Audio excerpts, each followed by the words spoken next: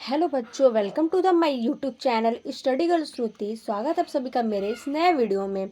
देखिए, मैं आज क्लास 10th यानी कि बायोलॉजी का विज्ञान का मैं आप लोग को चैप्टर 1 का यूपी बोर्ड पार्ट 3 बताने जा रही हूँ, जो कि चैप्टर नेम क्या है, जैव प्रक्रम। मतलब फर्स्ट पार्ट और सेकेंड पार्ट बता दी हूँ। अब ये नेक्स्ट आपका क्या है, पार्ट 3 है। ठीक है, तो देखिए पहला क्या आपका हेडिंग क्या है, छोटी आंत या श्रुद्धांत, यानी छोटी आंत और श्रुद्धांत क्या है। ठीक है, देखिए यह भोजन के पाचन तथा अवशोषण का मुख्य केंद्र है। ये जो छोटी आंत और ये जो श्रुद्धांत है, ये क्या है, भोजन का पाचन करता है और वो अवशोषण करता है, जो कि उसका क्या है, केंद्र है। यह लगभग 6 से 7 मीटर लंबी तथा 2.5 सेंटीमीटर चौड़ी तथा अत्यधिक कुंडलियां होती हैं। ये बोल रहा है कि मतलब ये जो छोटी आंत में होती हैं, ये 6 से क्या होती हैं, 7 मीटर लंबी क्या होती हैं और ये इसकी चौड़ाई कितनी होती है, तो अत्यधिक 2.5 सेंटीमीटर चौड़ाई होती है। अत्यधिक कुंडली होती है इसकी, किसकी, तो छोटी आंत की।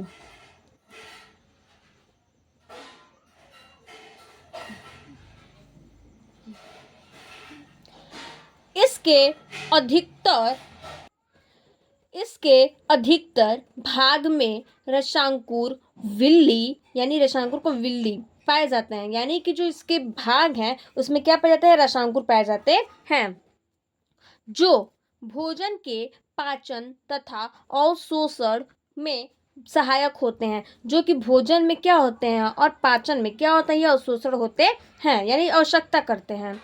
इसे निम्न 3 भागों में बांटा गया है। छोटी आंत या श्रुद्धांत जो है उसको कितने भागों में बांटा गया, हम लोग 3 भागों में बांटा गया है। तो देखिए क्या क्या भाग है इसका, 3 भाग।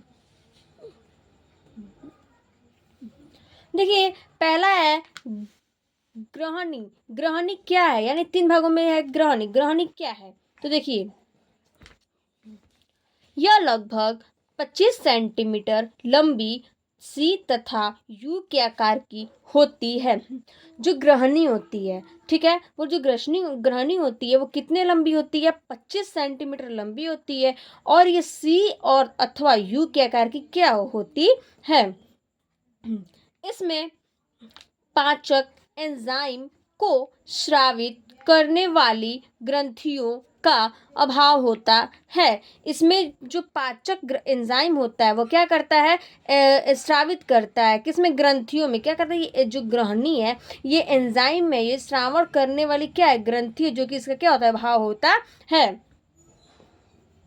परंतु इनमें ग्रहणी ग्रंथियां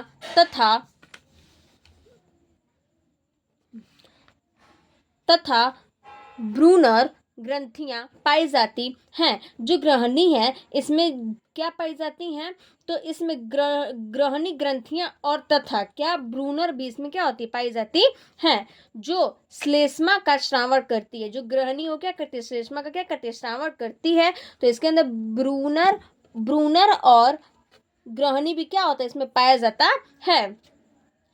इसी को हम लोग क्या बोलते हैं, ग्रहणी बोलते हैं। ठीक है, तो देखिए नेक्स्ट है, सेकंड है आपका क्या, मध्यांत्र। मध्यांत्र क्या है,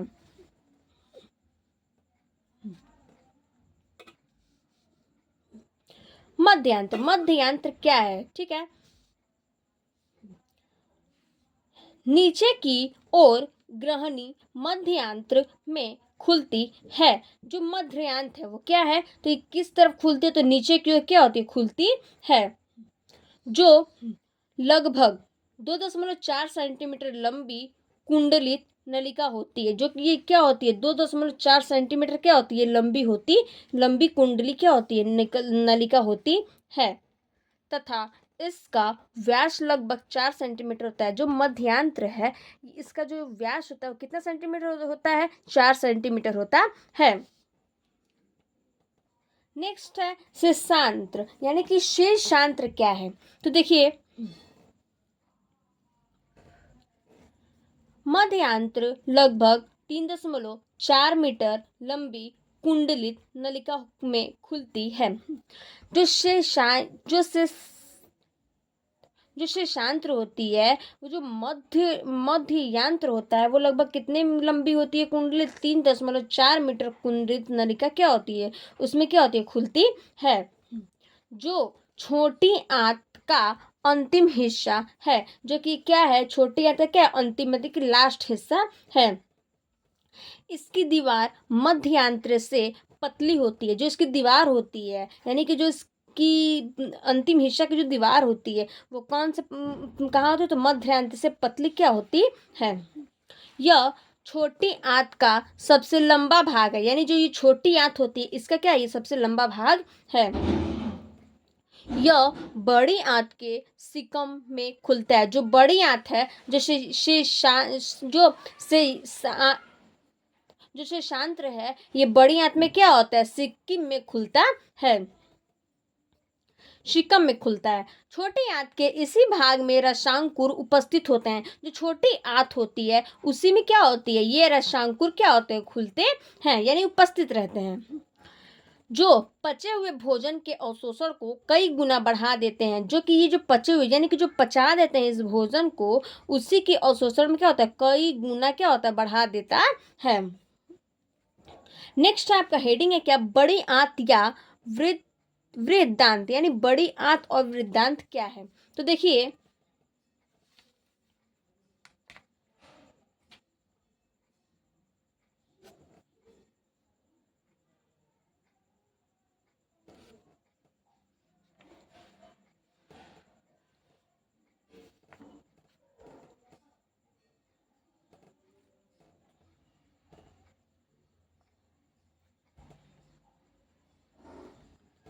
देखिए बड़ी आंत या वृद्धांत, यानी बड़ी आंत और वृद्धांत क्या है। यह आहार नाल का अंतिम भाग है, यानी ये क्या है, जो आहार नाल है उसका क्या, ये अंतिम भाग है। यह लगभग 1.5 यानी कि 1.5 मीटर लंबी तथा लगभग 4.5 मीटर चौड़ाई नलिका होती है। जो ये क्या होती है, लगभग ये कितना, 1.5 मीटर लंबी, और इसका जो चौड़ाई है कितना, तो 4.7 मीटर नलिका क्या होती है, इसकी चौड़ाई होती है। इस भाग में पचे हुए शेष भोजन का तथा जल का अवशोषण होता है। जो इस भाग में क्या होता है, पचे हुए जो शेष भोजन है उसका तथा शेष जल का अवशोषण क्या होता है, किस में, तो बड़ी आंत में।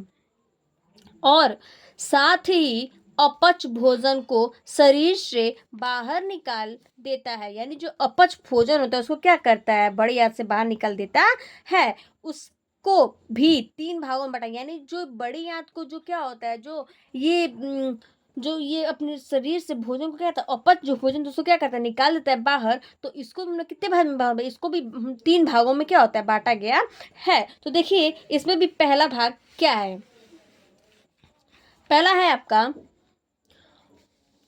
उंडुक। उंडुक या शिकम, उंडुक और शिकम क्या है, यह लगभग 5 से 6 सेंटीमीटर लंबी नली होती है। यानी जो ये जो उंडुक है ये कितना, और जो सिकम है ये कितना सेंटीमीटर लंबा होता है, तो 5 से 6 सेंटीमीटर क्या होती है, लंबी क्या होती है, नाली होती है।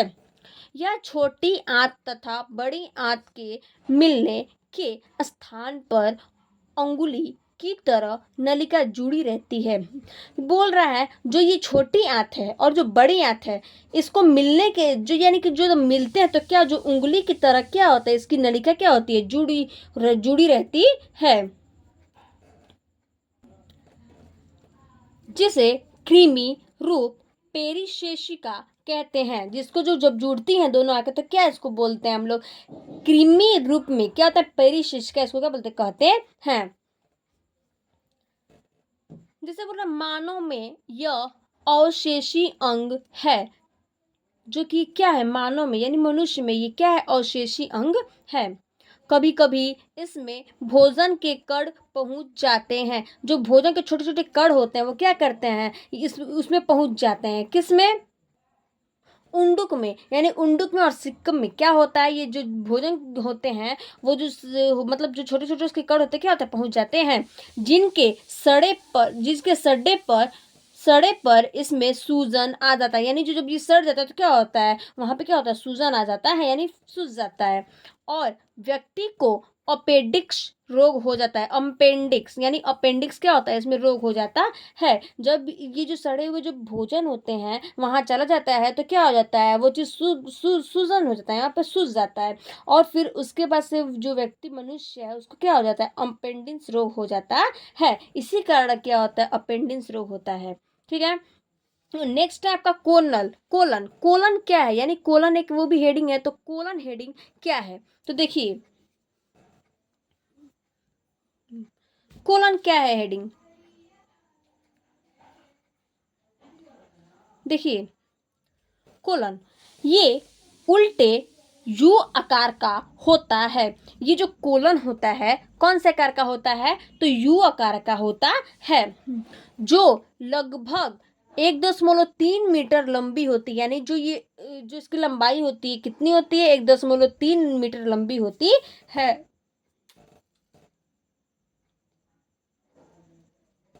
कोलन जगह जगह पर खुला रहता है। जो कोलन होता है वो कहाँ कहाँ रहता है, तो वो जगह जगह पर क्या होता है, खुला रहता है, जिसे हास्ट्रा कहते हैं हम लोग, जिसको क्या बोलते हैं, हास्ट्रा बोलते हैं। तो कोलन क्या है, तो ये उल्टे यू आकार का होता है। और ये कितनी इसकी लंबाई होती है, तो 3.3 मीटर, 1.3 मीटर क्या होती है इसकी लंबाई होती है। और जो कोलन है उसको वो क्या होता है, जगह जगह पे खुला रहता है, जिसको हम लोग क्या बोलते हैं, उसको हास्ट्रा कहते हैं। नेक्स्ट टॉपिक है मलाशय। मलाशय क्या है, देखिए मलाशय यह बड़ी आंत का अंतिम भाग है जो लगभग 15 सेंटीमीटर लंबी होती है। जो मलाशय है ये क्या है, बड़ी आंत का क्या है, अंतिम एक भाग है, जो कि क्या है, ये लगभग 15 सेंटीमीटर क्या होती है, लंबी होती है। जो मलाशय होता है ये बड़ी आंत का भाग है, और ठीक है, और इसकी जो लंबाई होती है कितनी होती है, 15 सेंटीमीटर होती है। मलाशय की भित्ति बहुत पतली होती है। जो मलाशय की भित्ति होती है वो क्या होती है, बहुत ही क्या होती है, पतली होती है। मलाशय का अंतिम भाग गुद्दा नाल कहलाता है। जो मलाशय का अंतिम भाग होता है यानी कि जो लास्ट भाग होता है वो क्या कहलाता है, गुद्दा नाल कहलाता है, जो एक वृत्ताकार गुद्दा या मल द्वारा शरीर से बाहर खुलता है। यानी बोल रहा है जो एक क्या वृत्ताकार गुद्दा यानी या नाम या मल क्या होता है, उसके द्वारा ही क्या होता है, शरीर से बाहर खुलता है। मलाशय की भित्ति में उपस्थित चषक कोशिकाएं तथा अवशेषी कोशिकाएं मलाशय की दीवार तथा मल को चिकना तथा लस्सा बनाए रखता है। ये जो बोल रहा है मलाशय की भित्ति में क्या होता है, उपस्थित रहता है, और जो चषक कोशिकाएं होती हैं तथा अवशेषी कोशिकाएं, ये क्या होता है, मलाशय की जो दीवार होती है वहां पे क्या होता है, चिकना यानी जो मल होता है वो क्या होता है, चिकना तथा लस्सा क्या होता है, बनाए रखता है। और मलाशय में मल में उपस्थित जल का पुनः अवशोषण होता है। यानी जो मलाशय है वो क्या है, मलाशय में जो क्या होता है, मल में वो क्या होता है, उपस्थित जल का क्या होता है, पुनः ही क्या करता है, वहां पर अवशोषण कर लेता है। तो यही है कि जो मलाशय है वो क्या होता है, बड़ी आंत में होता है, और इसकी जो लंबाई होती है 15 सेंटीमीटर लंबी होती है, और ये बहुत ही क्या होती है, पतली भित्ति होती है। और मलाशय का जो अंतिम भाग का जो गुदा नाल है, ठीक है, वो क्या कहलाता है, जो कि कैसा वृत्ताकार, और गुदा का क्या होता है, मल द्वारा ये शरीर से क्या होता है, बाहर खुलता है। जो कि अवशेषी जो कोशिकाएं होती हैं जो मलाशय की दीवार पे उसका जो दीवार चिकना या फिर लस्सा क्या होता है, बनाए रखता है, जो कि ये क्या करता है, मलाशय में पुनः जल में ही क्या होता है, अवशोषण हो जाता है। तो ये आपका क्या था, मलाशय का हेडिंग था। ठीक है, नेक्स्ट देखिए, तो देखिए इसमें पहला हेडिंग है। हेडिंग क्या है पहला हेडिंग है इसमें, लार ग्रंथियां। लार ग्रंथियां क्या होती है, यानी कि सलेवरी ग्लैंड्स क्या होती हैं। तो देखिए मनुष्य में 3 जोड़ी लार ग्रंथियां पाई जाती हैं। जो ये मनुष्य में क्या होती है, 3 जोड़ी लार ग्रंथि क्या होती है, पाई जाती है। ठीक है, जो प्रतिदिन लगभग 1.5 लीटर लार निकलता है, यानी कि रोज यानी प्रतिदिन क्या होता है, जो लार होता है कितना 1.5 लीटर क्या होता है निकलता है, जो ये कितने प्रकार के हैं, बहुत सारे, यानी कि निम्न इसके क्या होते हैं प्रकार के हैं। तो लार ग्रंथि क्या होती है, तो ये मनुष्य में कितनी जोड़ी होती है, 3 जोड़ी होती है, और ये रोज क्या होती है 1.5 लीटर लार ये निकलती है। ठीक है, देखिए इसके प्रकार में पहला प्रकार क्या है, कर्णपूर्व ग्रंथियां, यानी कर्णपूर्व ग्रंथियां क्या होती हैं, जो कि इंग्लिश में हम लोग क्या इसको बोलते हैं, पोरोटाइट ग्लैंड्स। पोरोटाइट ग्लैंड्स क्या है, ठीक है, तो देखिए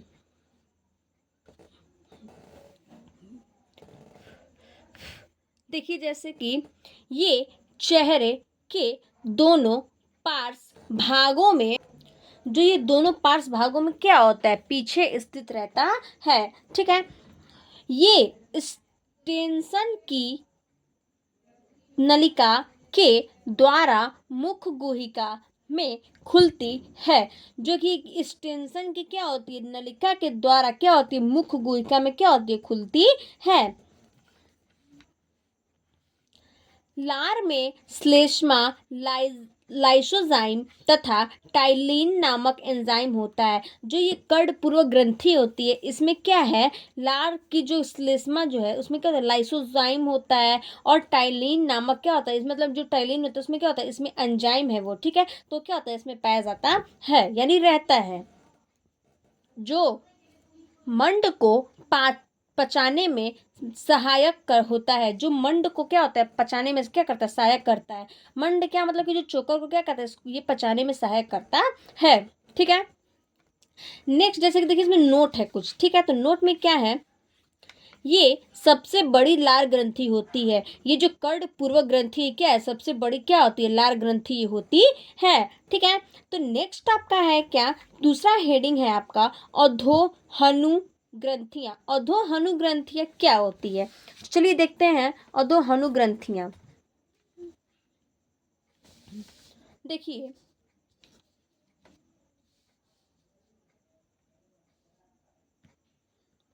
अधोहनु ग्रंथियां क्या है, इंग्लिश में हम लोग इसको क्या बोलते हैं, सब मैक्सिलरी ग्लैंड। सब मैक्सिलरी ग्लैंड्स क्या है, ठीक है,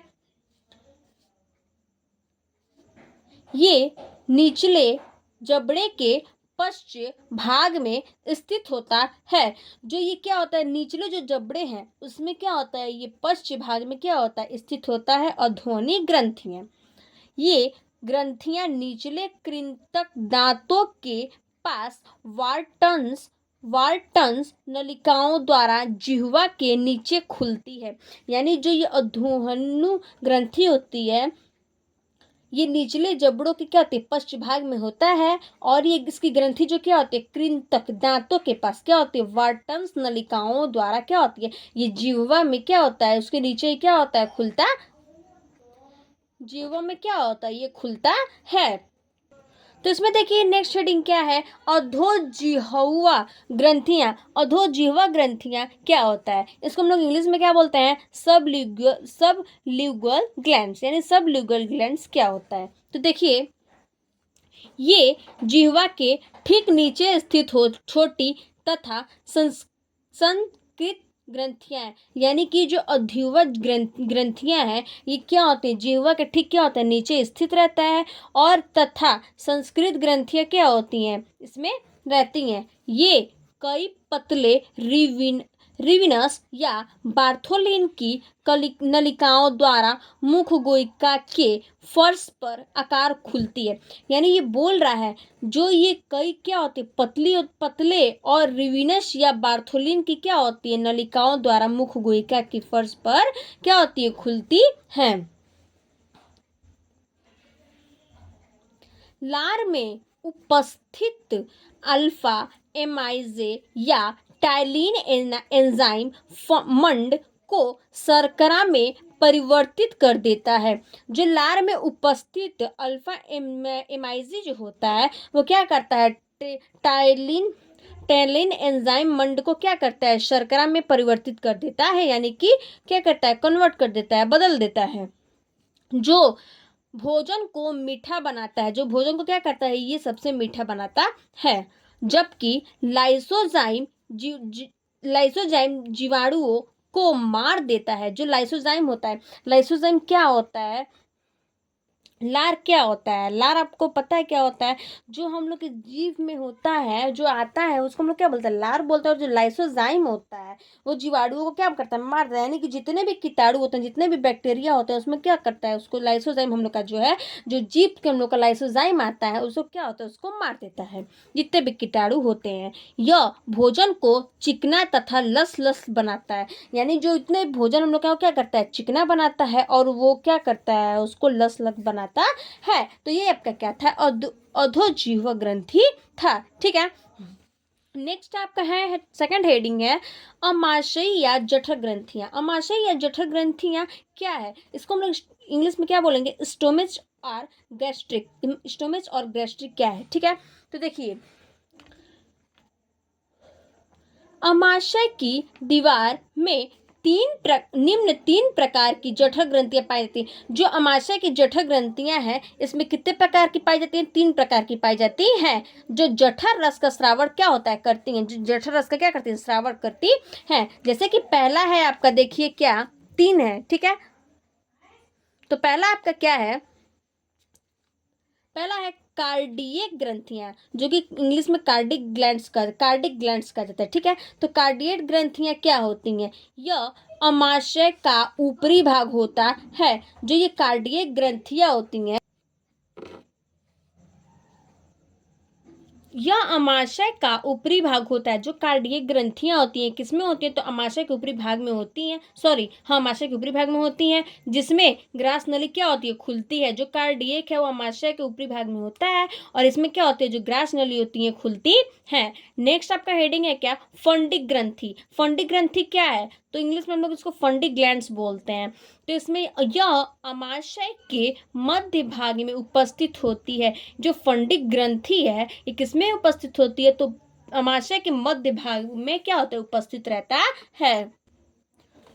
तथा जठर रस बनाते हैं, और ये क्या करती हैं, जठर रस बनाती हैं, जिसमें पेप्सिन, रेनिन नामक एंजाइम तथा श्लेष्म और गैस्ट्रीन नामक हार्मोन निकलता है। यानी कि ये जो फंडिक ग्रंथियां होती हैं, ये क्या होता है, इसमें जठर रस बनती हैं, और इसमें पेप्सिन, रेनिन एंजाइम और श्लेष्म और ग्लेस्ट्रीन नामक क्या होता है, इसमें हार्मोन होता है। किसमें, तो फंडिक ग्रंथियां में। ठीक है, तो फंडिक ग्रंथियां का ये डिफिनेशन था। नेक्स्ट आपका क्या है, लास्ट डिफिनेशन है, देखिए, लीवर या यकृत। लीवर या यकृत क्या होता है, देखिए, यह मानव शरीर की सबसे बड़ी ग्रंथि है। मतलब जो मानव है, जो मनुष्य है, ये जो लीवर और जो यकृत होता है, क्या होता है, सबसे बड़ा क्या है, ये ग्रंथि है। इसका भार लगभग 1.5 kg, यानी कि 1.5 kg मतलब कि 1.5 kg, ये क्या होता है, लीवर और यकृत। यह उदर गुहा में डायफ्राम के नीचे या तथा अमाशय के ऊपरी स्थित होता है। यानी कि ये जो उदर गुहा में क्या होता है, डायफ्राम के नीचे या फिर अमाशय के क्या होता है, ऊपर क्या रहता है, ये स्थित रहता है, लीवर और यकृत। मानव के यकृत में 3 पालियां होती हैं। जो मानव के यकृत होते हैं, उसमें कितनी पालियां होती हैं, 3 पालियां होती हैं।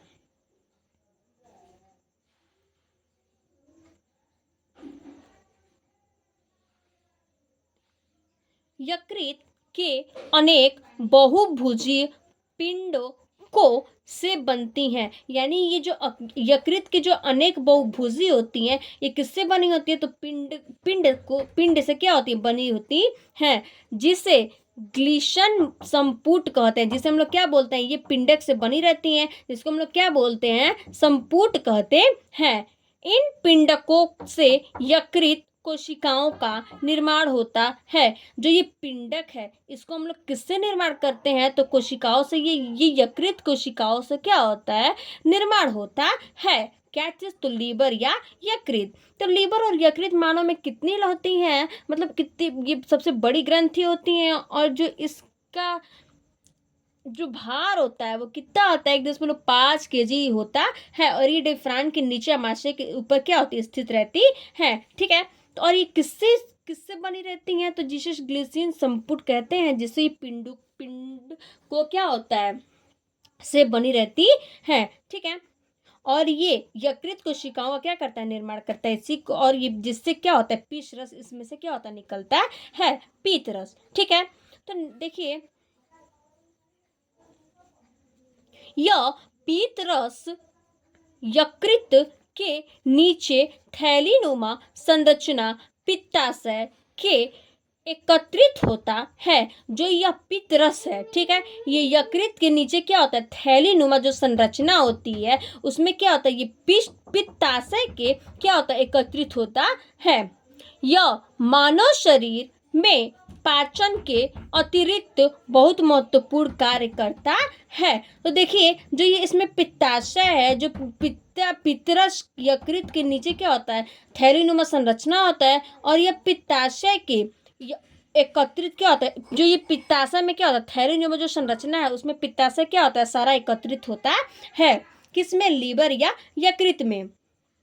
यह मानव शरीर में पाचन के अतिरिक्त क्या होता है, बहुत ज़्यादा क्या करता है, महत्वपूर्ण कार्य करता है, यानी कि बहुत ज़्यादा क्या करता है, लीवर और यकृत बहुत ज़्यादा क्या करता है, कार्य करता है। तो नेक्स्ट पढ़ेंगे हम लोग क्या इसका कार्य। ठीक है, तब तक के लिए धन्यवाद।